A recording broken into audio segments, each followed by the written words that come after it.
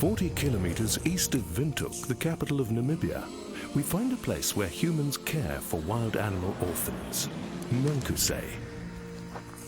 Heading up the sanctuary is Mарлис van Vuuren.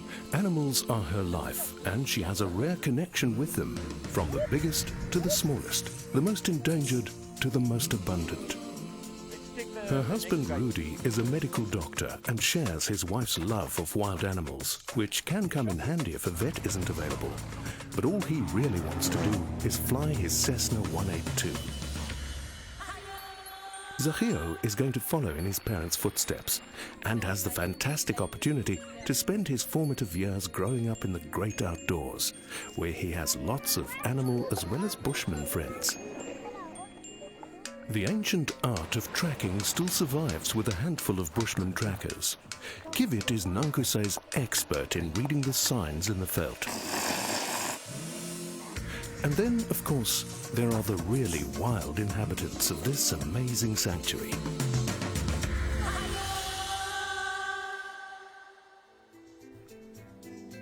In this week's episode, tracking a leopard in the vast Namibie Nature Reserve. In the process, Mарлys spends valuable time with Kivit and learns some tracking skills and folklore on the origin of the mysterious fairy circles and why the tortoise outran the ostrich. We also meet Lucky, the three-legged cheetah that may not be able to go back into the wild, but is an amazing foster parent for the orphan cheetah cubs.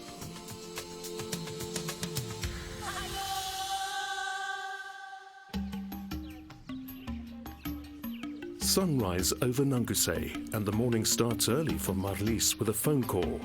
And it is good news. Okay, Niels, thank you. Bye.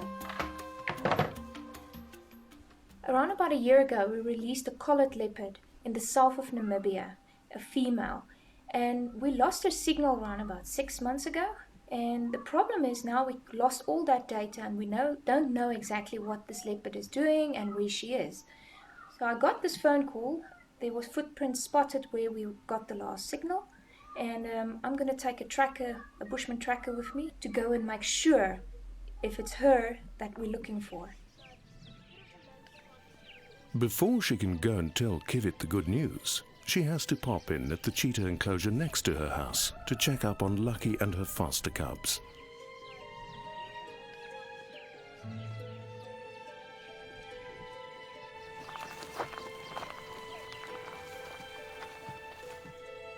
Amongst all the animals at Nankuse, Lucky has a very special place in Marlies's heart.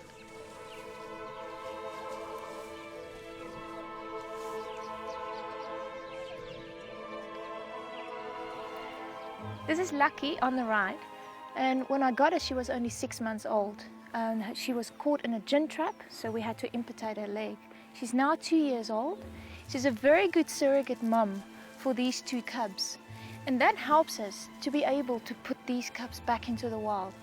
And when they came in, they were like 4 to 3 months old. And she's now the mum. She's the figure that we need to be able to raise cubs and to put them back in the wild. Although Lucky will never be lucky enough to go back to the wild, her role as foster mother for the cubs is invaluable in their survival. The less human contact and the more of their own kind that can nurture them, the easier it'll be for these young cubs to be reintroduced into the wild when they're old enough.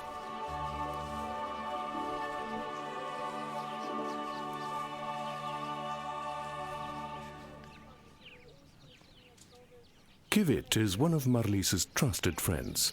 He is Nankuse's tracker, and his reading of the signs animals leave behind is vital in the monitoring of the released animals.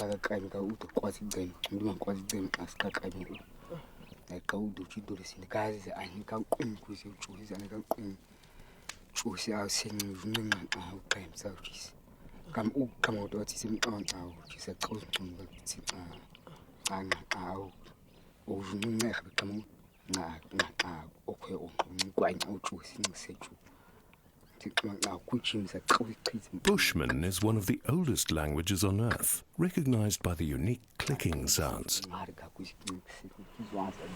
Marlis will tell Kivit the good news that the leopard they released has been sighted, but it means they'll need to get to Namibrunt as quickly as possible to pick up the spoor and try to see if the leopard is okay, and why the radio collar is not sending out a signal.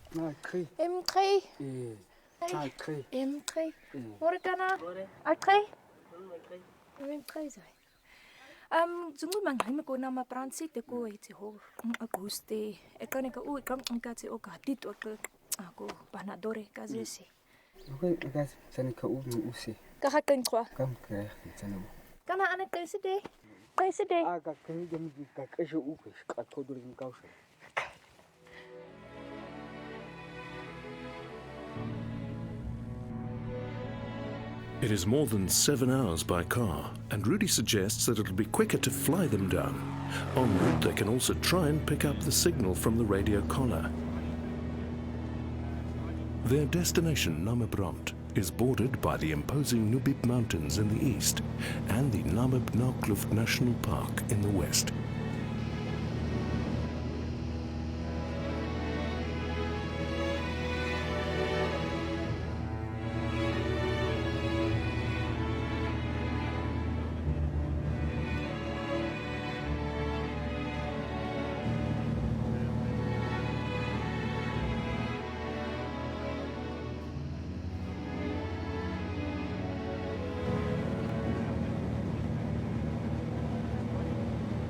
Rudy decides that to make the search as effective as possible, he and Flo, head of research at Namibrunt, will drive along the northern border section of the park to see if they can't perhaps pick up a signal there, or even some tracks.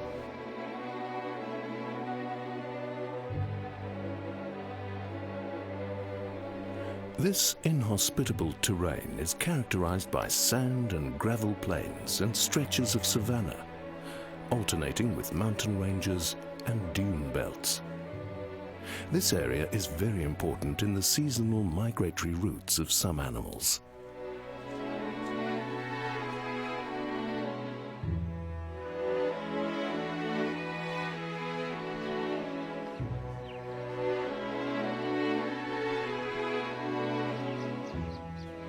Even from the air, they don't pick up a signal.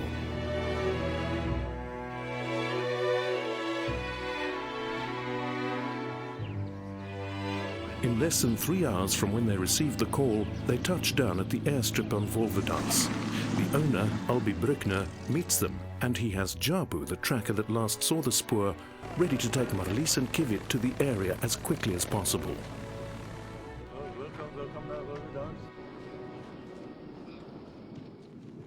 We often release animals that are ready to go back into the wild here at Namibrunt. It is the ideal location for releasing big cats like cheetahs and leopards.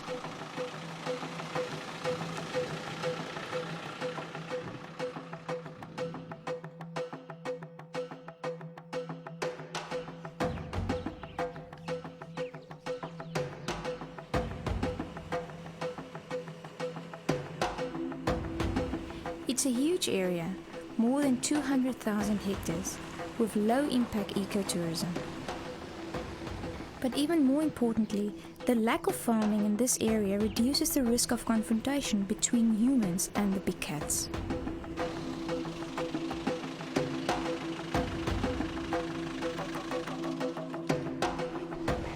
Okay, this is the place where I saw the leopards, and I think they were moving into that direction. They arrive at the tree where Jabu last saw the spoor.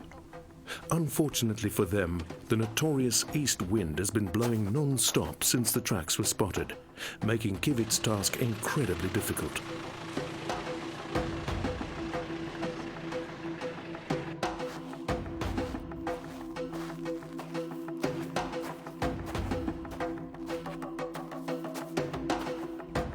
Heading in the direction in which Jabu last saw the leopard moving, he will now have to use his remarkable skills to track the signs left in the sand by the leopard and try and get a visual confirmation if it is indeed the one that they're hoping to find.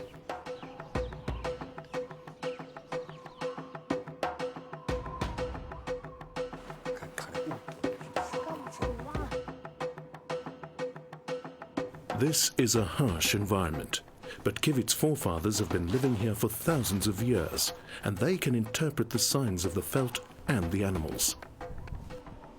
Mарлis grew up with Bushmen, but she does not get enough time to learn this skill, so she cherishes this time in the veld with Kivit. While they follow the spoor of the leopard, Kivit will also teach her some more of his amazing skills.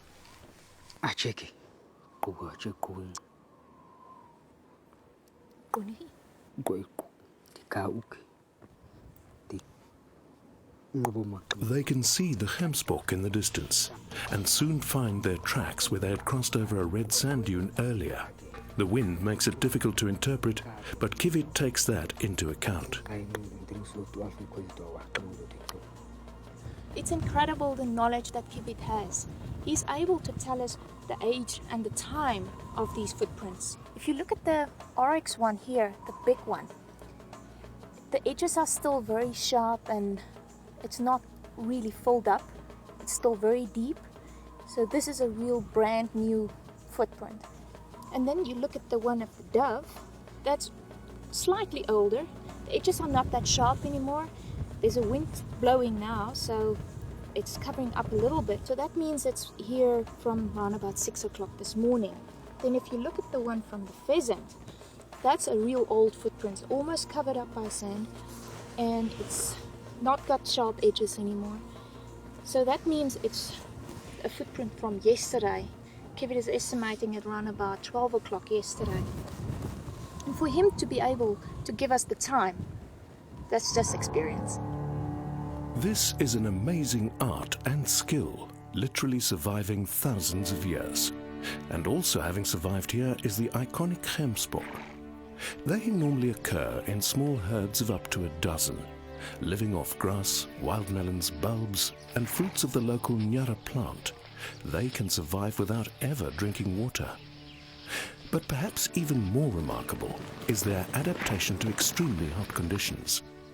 They can control their core body temperatures. When it is extremely hot, they push up the temperature, thus reducing evaporation and therefore water loss. In addition to this, the arteries taking blood to the brain first pass through the nasal passages. As the animal breathes, the moisture in these passages evaporates, cooling down the blood before it reaches the brain.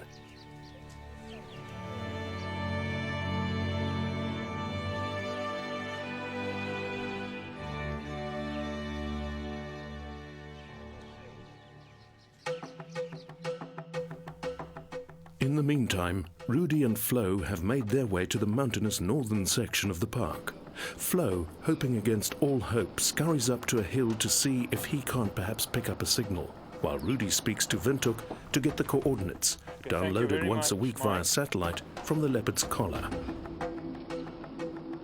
They haven't received any data for almost 15 days.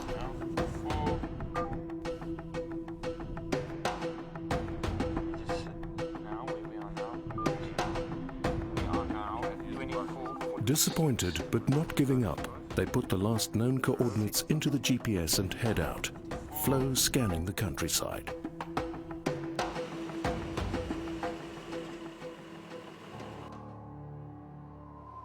Spread out over the grass-covered red dunes, like the spots on a leopard's skin, are mysterious round patches of clear sand.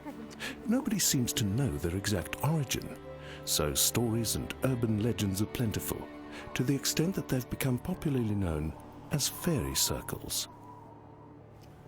Some even believe them to be the landing site of aliens, but Kivit and the Bushmen have their own explanation for the circles.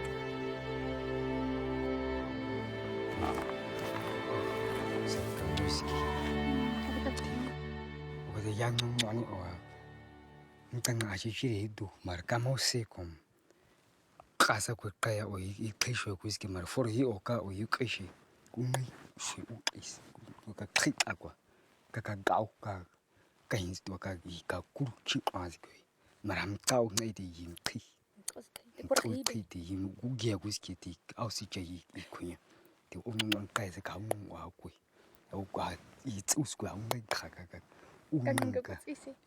ka tsi ka shika tsi ngai ka It's a very good theory. Very accurate observation, but maybe the wrong deduction.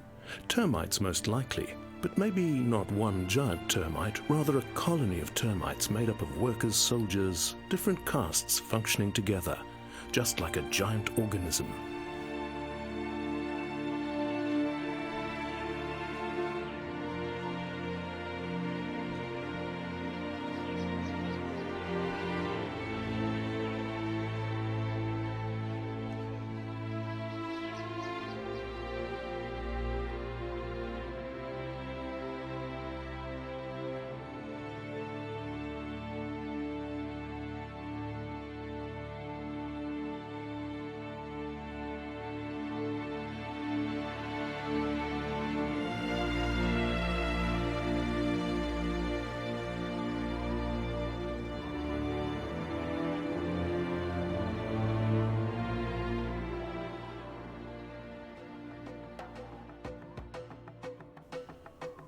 Having arrived at the last known location of the leopard, Rudy and Flo, like Mарлis and Kivit, must now look for tracks. Flo spots predator tracks, but it's cheetah tracks, not leopard. They check along the fence line and find more cheetah tracks. Rudy and Flo decide to call it a day.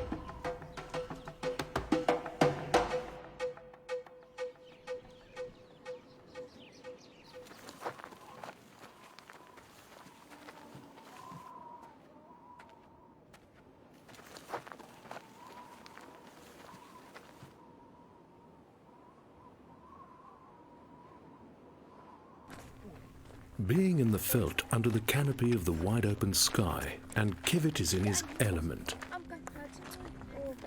Seeing ostriches in the distance, he relates a familiar tale. And once again, amazing how similar these stories are. The animals change, but the little life lesson remains the same.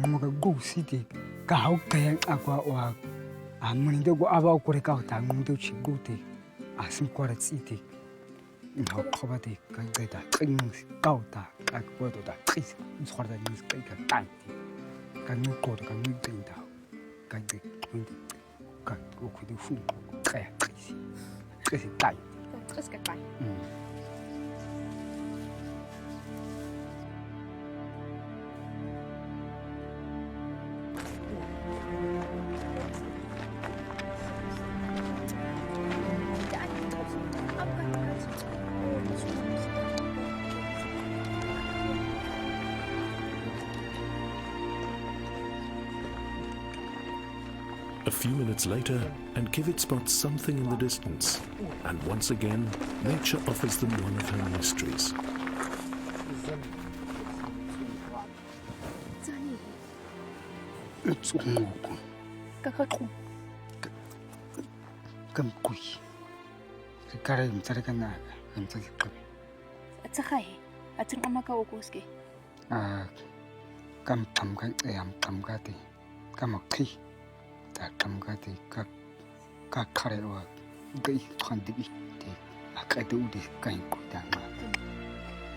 His thoughts is basically all the rest of them has hatched, and this one was rotten, and Mum just left it and took the babies and walked off. and it's stinky.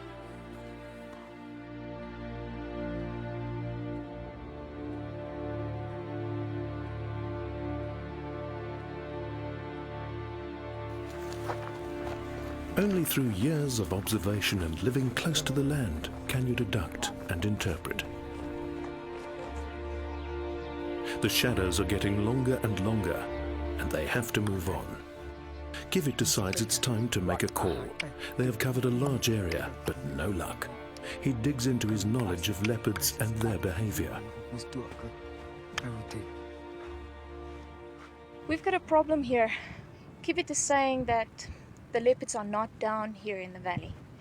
So he's telling me we have to go to those mountains in the background and go and look for them. Okay? I see quite a way.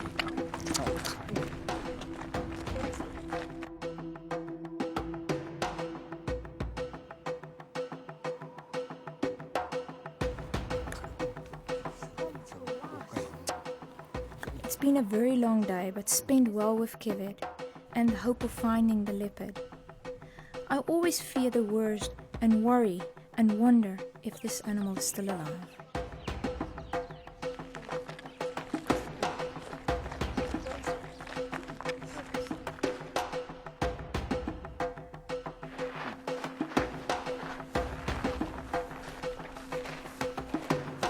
Contemplating this, they walk towards a dry riverbed close to the foot of the mountains. And then, definitely a leopard. The spoor is fresh, very fresh, almost too fresh for comfort. Knowing that this can be dangerous, and with their tired senses now wide awake and adrenaline pumping, they move closer, very alert.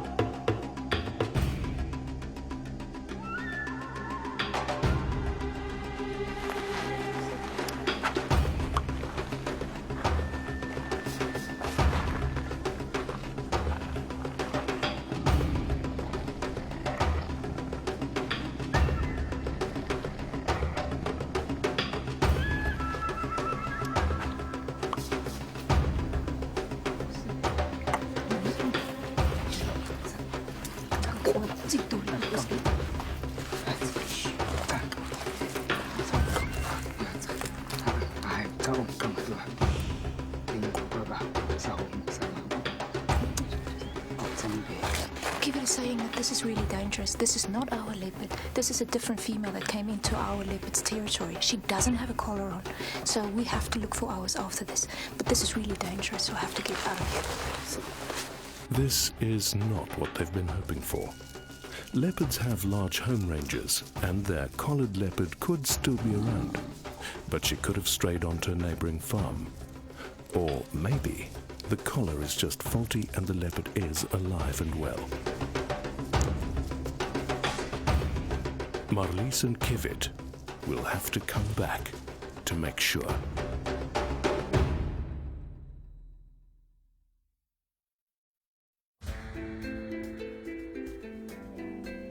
In the next episode, Mарлis takes the bigger baboons for their daily outing into the veld.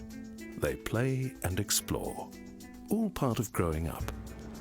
A sudden emergency when they get a call that a leopard has been captured on a neighboring farm, and they have to move quickly to try and save it.